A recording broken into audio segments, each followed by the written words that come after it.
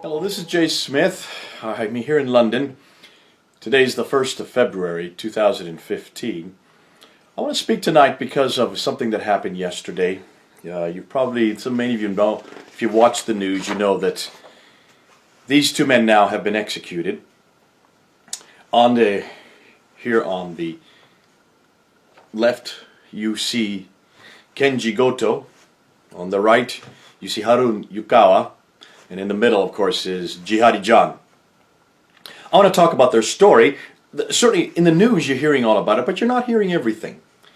And what you're not hearing is what I want to talk about tonight.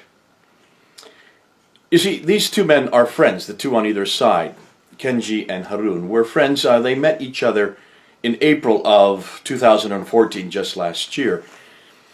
Kenji Goto is a photojournalist, highly respected. Spends much of his time on the front lines. I'll talk a little bit more about him. Harun Yukawa is not a photojournalist. He's a very troubled man. Has had a number of disasters that have happened in the last 10 years. A number of years ago, his wife died of cancer. His business went bankrupt. He was in debt. He tried to commit suicide. And in the last year or two, he's been trying to redeem himself by going into dangerous zones, trying to become an expert in security, which he has failed at as well. When he met Kenji, the two of them in April of last year went to Iraq, and Kenji tried to help him, tried to give him some help to understand how to work in secure areas, how to work behind lines in dangerous areas. Harun Yukawa has always had a troubled past. He was bullied when he was a young boy. He started this firm then to try to create some type of comeback. These are pictures of him on his Facebook site holding an AK-47, but he was a very mild-mannered man.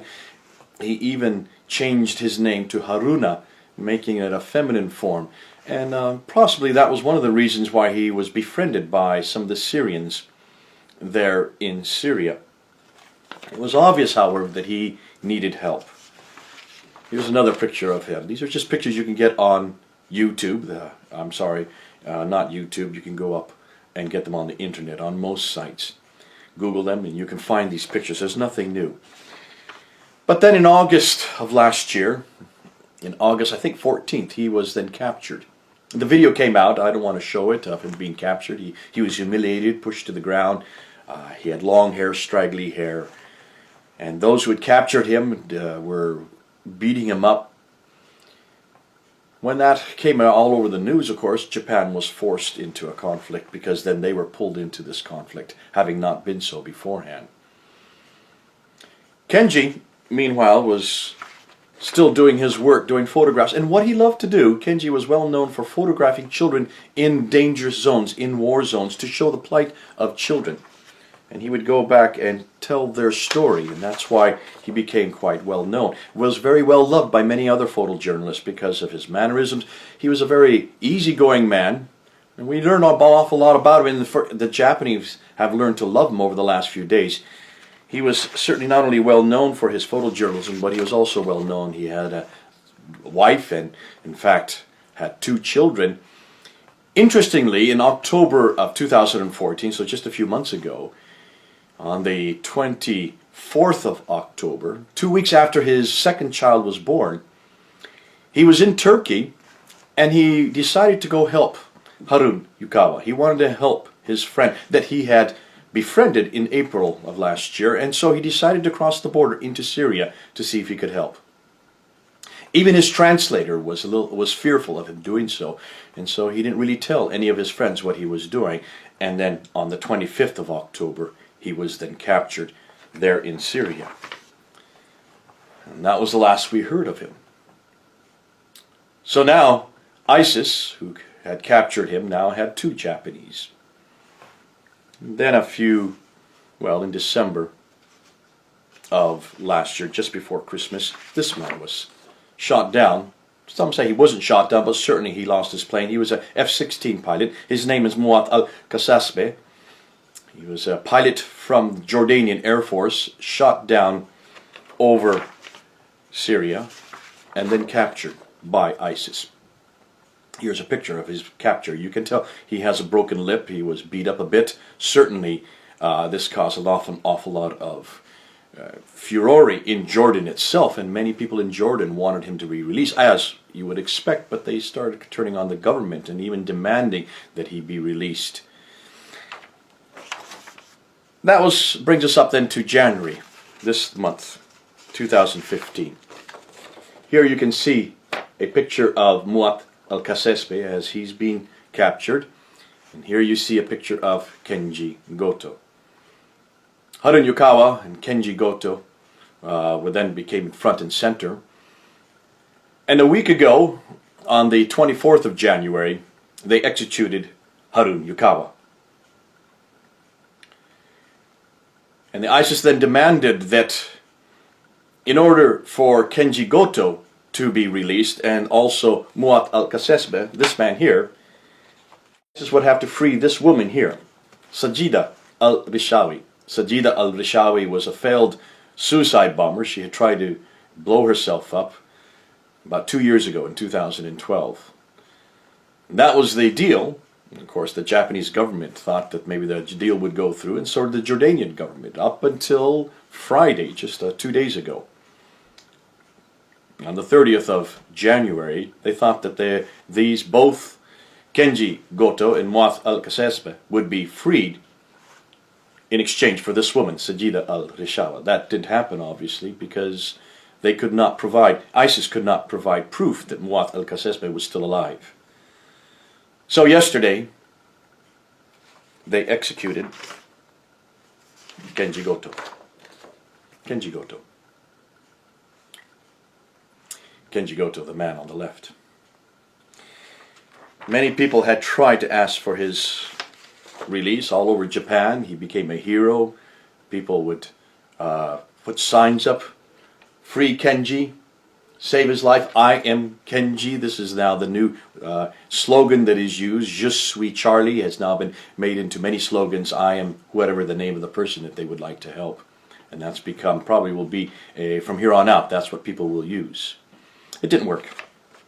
It didn't work. We just got news then today, actually last night, but this morning, Kenji Goto, there in a valley, probably just north of Raqqa, there in Syria, with Jihadi John in the background, standing behind him like he always does with his knife, mocking the West, mocking Japan, mocking the United States, and mocking Britain, anybody else that got in the way.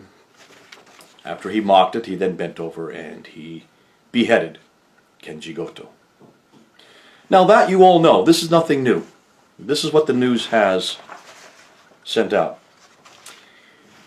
What the news hasn't told you is that Kenji Goto is a Christian. You haven't heard that. BBC had one line, Times this morning, mentioned it in the very end of their article. It just so happened he was a Christian. But they didn't tell you why Kenji Goto went back to Syria. Why on October 24th he suddenly went across the border and disappeared on October 25th. They didn't tell you that he went there to save his friend Harun Yukawa. See, this is the other side of the news that no one's talking about. This is the elephant in the room. When Peter Kasig was arrested, the American aid worker who then converted to Islam, took on an Arab name, Muslim name, excuse me. That was all over the news, and almost every time you heard about Peter Kasig, you then always were told that he was a Muslim, he was a Muslim, he was a Muslim. No one bothers to tell you that Kenji Goto was a Christian. Has been a Christian since 1997. Almost 20 years now. He went back into Iraq to save Harun Yukawa. His final video before he left there on the 25th, while he was still in Syria, before he then was captured, was saying, "Please don't blame the Syrians. I take full responsibility for what I am doing. This man, Harun, does not deserve what's happening to him," and that is why he went to hopefully to try to get him released. That's the sacrifice of Kenji Goto that I would like to talk about today. What a beautiful man. Now, he's a hero in Japan. He's a hero for me as well. What greater love hath a man than to give his life for another? He's following his Savior's example. That's exactly what Jesus did for us. Jesus gave his life for us. Kenji Goto, knowing that possibly he could be killed, he was hoping obviously he wouldn't be, but he knew that he was certainly walking right in, possibly to a death, his own death, to save Harun Yukawa, who he'd only met in April of last year, but felt partly responsible for him still being there. That's the other side of the news that I wanted to bring tonight, and that's one of the, some ways, the saving grace of what did happen. It's unfortunately, we've lost Kenji Goto, but I hope we haven't lost his act. I hope we haven't lost the motivation behind what he did, and I hope you realize that what Kenji was doing is what Jesus did for us already, and that's why he's following the example of his Savior, and I just want to thank him for that. Another life lost. But let's not forget why he did it. And let's not forget whose example he used to come to that conclusion. Okay then, this is Jay, over and out, here in London.